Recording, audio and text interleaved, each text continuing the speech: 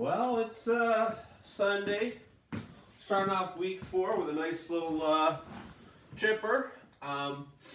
Let's just start with the easy stuff, warm up. Grab your band, we'll do 100 rows, or you can do a body row, right? You can grab your bed sheet, wrap around a tree, or a pole, or I don't know, maybe you got a really strong buddy, if they got a good core, you can just wrap around that, right? You can do rows off of your buddy. Probably don't do that last one.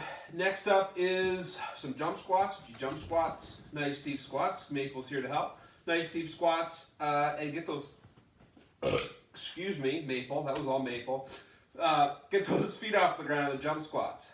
Lastly, for warm-up, inchworms, push-ups, optional. That's why I didn't write them in. The big thing here, guys, we want to open up the hammies. So if you're going down and you're touching your toes, and you're doing this, ready? Oh, my knees are bent, and I went out, and then when I came back in, I did this, right? You're not getting the benefit out of it. So even Maple's like, what the fuck was that? Right? Legs straight, open up the hammies, touch your toes, walk out, get raped by your dog, and then walk your hands back in to your feet. Legs want to stay straight. Otherwise, Maple's going to come over and hump you.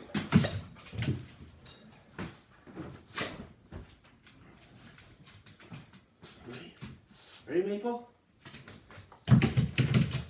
She does. Let's try another one. You gotta wear her out too. Ready? It's like she's never done it before. Okay, moving on to the main event. 50, 50, 50, 50. Yeah, those are big numbers on movements where you don't want big numbers. So you can break this up any way you would like. My recommendation is to keep all movements the same number of reps. I'm going to do 50 sets of 1. Cool. I'm going to do 5 sets of 10, 10 sets of 5, 25 sets of 2. I don't care, but that's probably the best way to do it. When it comes to pull-ups and toes to bar, well, one, you might not want to do pull-ups then toes to bar, so you can go pull-ups, burpees, toes to bar, snatches instead. That way you get a little space between those two movements. When it comes to those two movements, what you want to be looking for on the pull-ups is my chin getting to the bar every time. If not, should not count it. Should not count it at all. 2 on the pull-ups, am I going down all the way?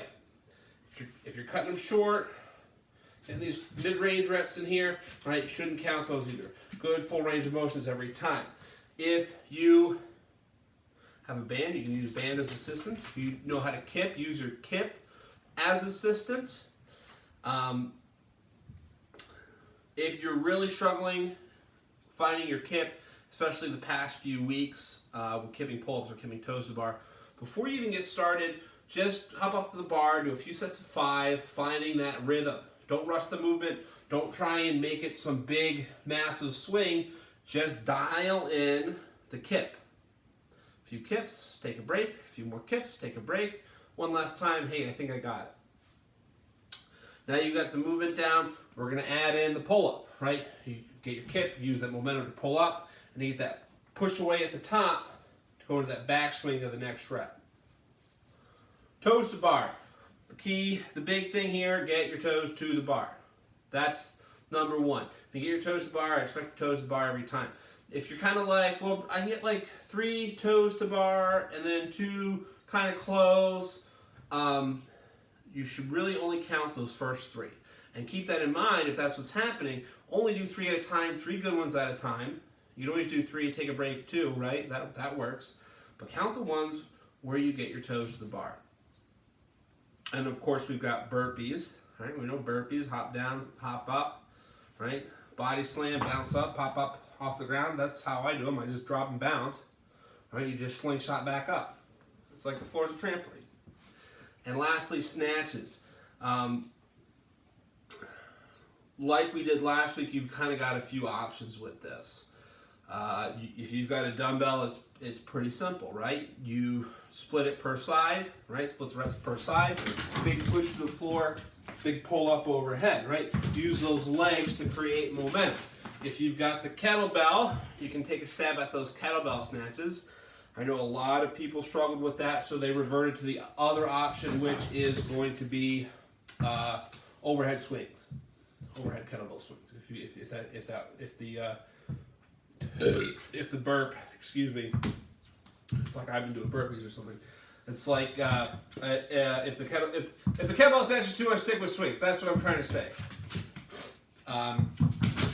Last option for the snatches, if you are somebody that has a barbell, you can do a squat snatch, which I will demo real quick. Let me get my bar. It's a very heavy bar. Give me a minute.